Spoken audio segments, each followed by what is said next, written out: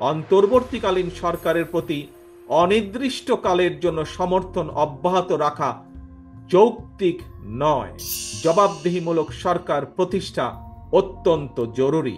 বিদেশিদের স্বার্থ রক্ষার স্বার্থে নয়, অন্তর্বর্তীকালীন সরকারকে সবার আগে দেশের জনগণের স্বার্থ নিশ্চিত করতে হবে। মিয়ানমার, ভারত, পাকিস্তান কিংবা অন্য কোনো দেশ নয়, সবার আগে বাংলাদেশ।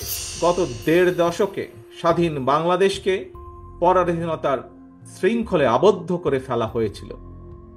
দুর্নীতি, দুঃশাসন চালিয়ে পলাতক স্বৈরাচার জনগণের স্বাধীনভাবে বাঁচার অধিকার, ভোটের অধিকারকে কেড়ে নিয়েছিল, জনগণকে করেছিল ক্ষমতাহীন। হাজারো শহীদের রক্তের বিনিময় বীর জনতার গণ অভ্যুত্থানে ৫ই আগস্ট ফ্যাসিবাদের পতন ঘটেছে। কিন্তু ফ্যাসিবাদের পতন হলেও আজও জনগণের গণতান্ত্রিক রাজনৈতিক অধিকার এখনো সম্পূর্ণভাবে প্রতিষ্ঠিত হয়নি, এবং এ কারণেই শ্রমজীবী কর্মজীবী মানুষ এখনো তাদের নির্বাচিত প্রতিনিধিদের মাধ্যমে নিজেদের দুঃখ দুর্দশার কথাগুলো সরকারের কানে পৌঁছে দেওয়ার সুযোগ পাচ্ছে না। দেশে এখন প্রতিনিয়ত সংস্কার নিয়ে শোরগোল চলছে। গণমাধ্যমের খবর কিংবা টিভির টকশো সবখানেই সংস্কার নিয়ে আলোচনা। কিন্তু সংস্কারের যে এই এত কর্মযজ্ঞ চলছে, এই কর্মযজ্ঞে দেশের শ্রমজীবী মানুষের কণ্ঠস্বর কোথায়? কৃষক শ্রমিকরা তো গ্রামীণ অর্থনীতির মূল চালিকা শক্তি। তাহলে তারা কোথায়, কার কাছে, কিভাবে তাদের সমস্যা সম্ভাবনার চিত্র তুলে ধরবে? কে তাদের প্রতিনিধি? রাজনৈতিক দলের প্রতিনিধি হিসাবে আমরা মনে করি প্রান্তিক জনগোষ্ঠীর দুঃখ দুর্দশার সমস্যা সম্ভাবনার কথাগুলো যাতে রাষ্ট্র এবং সরকারের কানে পৌঁছে, এই জন্যই জনগণের প্রত্যক্ষ ভোটে নির্বাচিত জনপ্রতিনিধি, নির্বাচিত জাতীয় সংসদ এবং নির্বাচিত সরকার প্রয়োজন। কারণ জনগণের প্রত্যক্ষ ভোটে নির্বাচিত প্রতিনিধি, নির্বাচিত সরকার অবশ্যই জনগণের কথা শুনতে বাধ্য। সংস্কার কর্মসূচি নিয়ে বর্তমানে বিএনপি সারা দেশে জনগণের বিভিন্ন শ্রেণী পেশা জনগণের সঙ্গে সংলাপ করে চলছে। পাশাপাশি সংস্কার কর্মসূচি বাস্তবায়নে বিএনপি অন্তর্বর্তীকালীন সরকারের সাথেও আলোচনা করছে। সরকার এবং নির্বাচন উভয়টি প্রয়োজন। অন্তর্বর্তীকালীন সরকারের প্রতি আহ্বান, আপনারা একটু সতর্ক থাকবেন।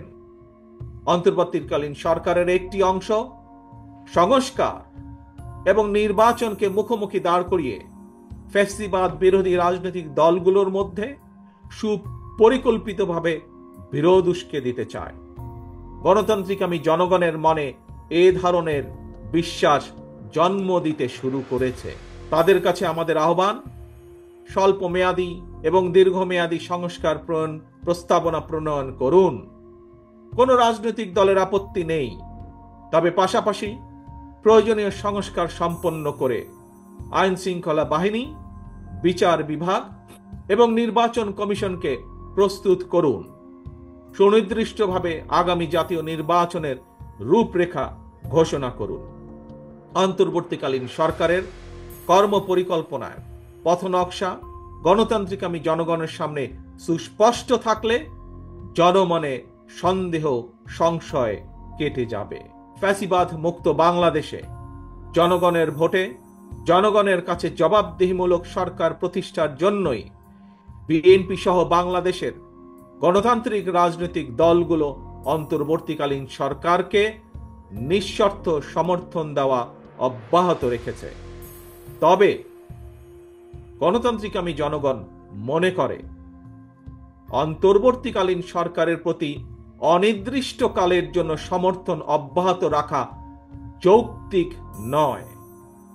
পলাতক স্বৈরাচার দেশে আর যেন মাথাচাড়া দিয়ে ওঠার সুযোগ না পায়, এজন্যই জনগণের কাছে জবাবদিহিমূলক সরকার প্রতিষ্ঠা অত্যন্ত জরুরি। এ কারণেই বলতে চাই, কোনো ব্যক্তি অথবা গোষ্ঠীর মনে বিনা ভোটে ক্ষমতা দীর্ঘায়িত করার সুপ্ত বাসনা পুনের আকাঙ্ক্ষা যেন রাষ্ট্র সরকারকে ফ্যাসিবাদে প্রতি প্রলুব্ধ করতে না পারে, সেজন্যই জনগণের প্রত্যক্ষ ভোটে নির্বাচিত জনপ্রতিনিধি, নির্বাচিত জাতীয় সংসদ এবং জবাবদিহিমূলক সরকার প্রতিষ্ঠা করা দরকার। তবে রাষ্ট্র ফ্যাসিবাদের কবলে পতিত হলে গণবিপ্লব কিংবা গণ অভ্যুত্থানের মাধ্যমেও ফ্যাসিবাদী সরকারের পরিবর্তন হয়, তত্ত্বাবধায়ক কিংবা অন্তর্বর্তীকালীন সরকার গঠিত হয়।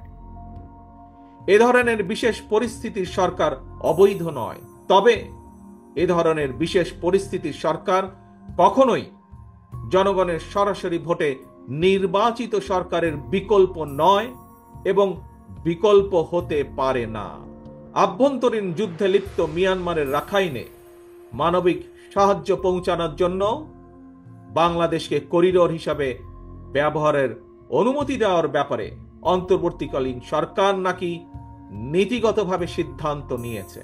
দেশের স্বাধীনতা সার্বভৌমত্বের সঙ্গে জড়িত এমন একটি স্পর্শকাতর বিষয় সিদ্ধান্ত নেওয়ার ক্ষেত্রে অন্তর্বর্তীকালীন সরকার কিন্তু জনগণকে জানায়নি, এমনকি জনগণের প্রতিনিধিত্বকারী রাজনৈতিক দলগুলোর সঙ্গেও কোনোই আলোচনা করার প্রয়োজন বোধ করেনি। আমাদের বক্তব্য স্পষ্ট, বিদেশিদের স্বার্থ রক্ষার স্বার্থে নয়, অন্তর্বর্তীকালীন সরকারকে সবার আগে দেশের জনগণের স্বার্থ নিশ্চিত করতে হবে। কারণ মিয়ানমার, ভারত, পাকিস্তান কিংবা অন্য কোনো দেশ নয়, সবার আগে বাংলাদেশ। এটিই হতে হবে আমাদের একমাত্র লক্ষ্য।